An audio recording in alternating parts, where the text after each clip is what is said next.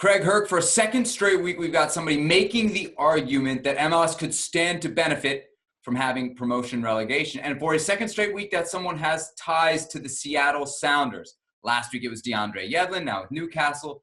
This time, it's Gonzalo Pineda, their assistant coach and a longtime member of the Mexican national team. Here's what he had to say in an interview with ESPN. We've translated it from Spanish. Quote, "There are certain teams, mostly at the bottom of the table, that don't take the tournament with the importance required to get out of the bottom of the table.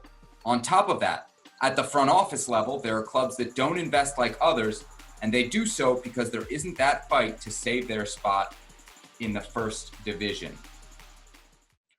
Herc, what do you make of what Pineda says here? Because he doesn't just talk about teams and coaches, he's talking about front offices too. Yeah, let's give it a little context. He's being asked a question about promotion relegation as how it correlates to the situation in Mexico, where there is a pause on Pro Rel for the next 6 years.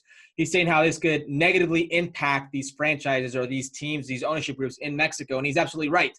When you don't have the incentives to want to get out of that relegation zone, dig yourself out of that problem, because within that same season, you can get relegated. You can lose millions of dollars. You can lose jobs within the organization. There's a sense of complacency. There's a sense of this comfort zone that the ownership doesn't get out of, the coaches won't get out of, and the players certainly won't get out of. I know what it's like to be in a relegation battle. It is not comfortable one bit. You're worried about not only your job, you're worried about the job of the people in the front office, and a lot of times those small towns and cities whose economic standpoints or, I guess, well-being very well depend on you.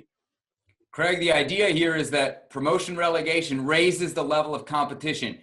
You've lived it. Is that true? It raises the pressure. There's no doubt about that. And there's no complacency when you're near the bottom of the league and you're fighting for your very survival. You're fighting for your salary. I know all those things, the gravitas of playing in top leagues.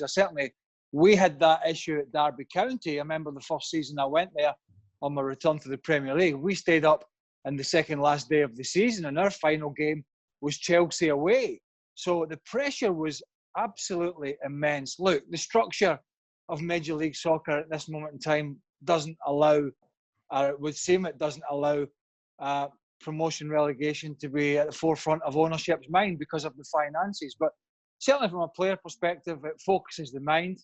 And, you know, I think you can't rest on your laurels, but it's the way MLS is structured at the moment. I think it's a difficult sell for ownership because it's boiling down to dollar signs.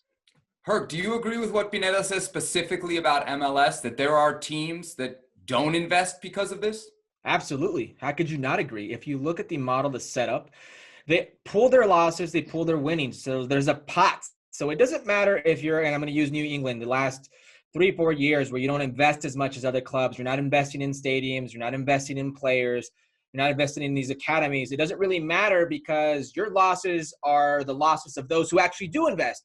And those winnings of the good teams that have done things the right way are also your winnings. There's no incentive to want to get out of that.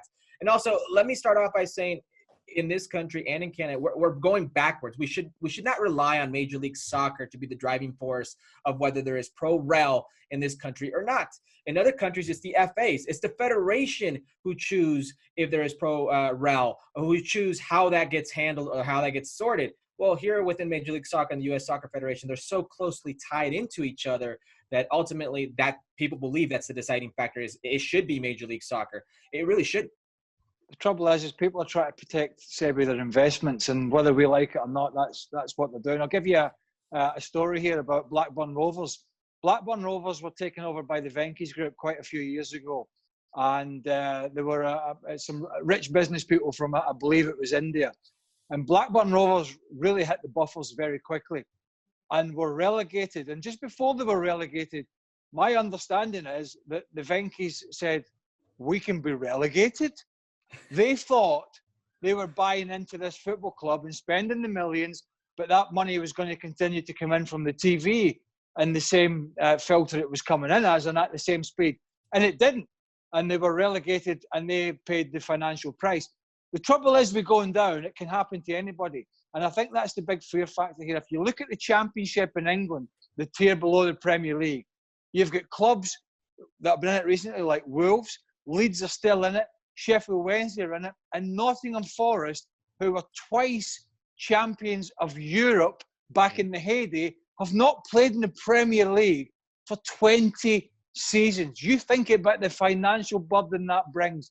And I think for those reasons, ownership is very reluctant for MLS to push forward with a programme for at least a two-tier system.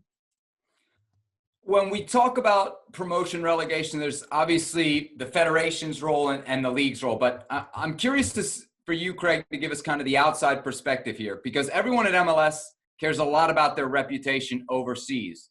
Do you think having promotion relegation would help Major League Soccer's reputation?